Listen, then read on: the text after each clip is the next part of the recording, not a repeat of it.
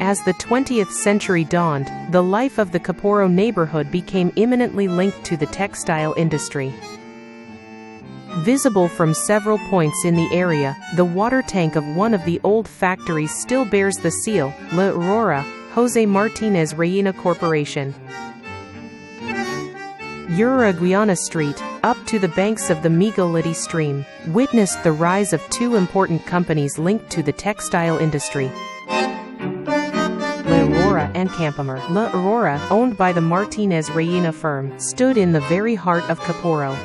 3 buildings on either side of Uruguayana Street comprised its industrial heritage, which began production in 1910. The rapid growth in production required the expansion of its facilities, and the addition of more personnel. La Aurora eventually had more than 1,000 workers in its various sections, employing entire families who lived in the neighborhood.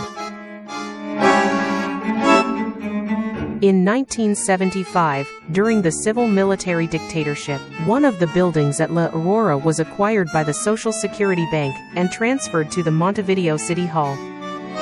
In 1978, its facilities housed families evicted from the Mediamundo and Encina tenements. These evictions were part of a systematic policy of segregation and forced displacement of the Afro-Uruguayan population.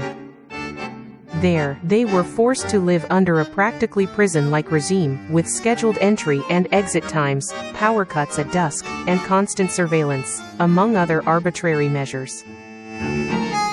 That building became known as the Martinez Reina home until its final closure in 1995. Although the other 2 buildings had continued to operate as factories, the textile industry had already been experiencing a major crisis since the 1960s. La Aurora was no exception, entering a gradual process of decline. The progressive reduction in jobs motivated the workers' struggle organized in the Textile Workers' Congress. In 1989, the workers' unemployment benefits were met with a hunger strike. The staff met at the factory and received significant support, including from the Latija Polyclinic, which assessed the strikers' health on a daily basis. Shortly afterward, the factory returned to work, but for a short time. In 1991, the situation led the union to launch another hunger strike, this time at the church on Zafriatki Street, a few blocks from La Aurora.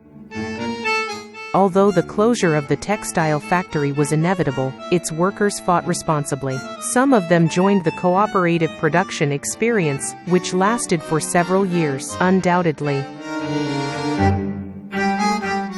the life of the Kaporo neighborhood has been marked by its textiles, and the protagonists of these memoirs, women and men organized in the Textile Workers' Congress, defended their source of income until the end.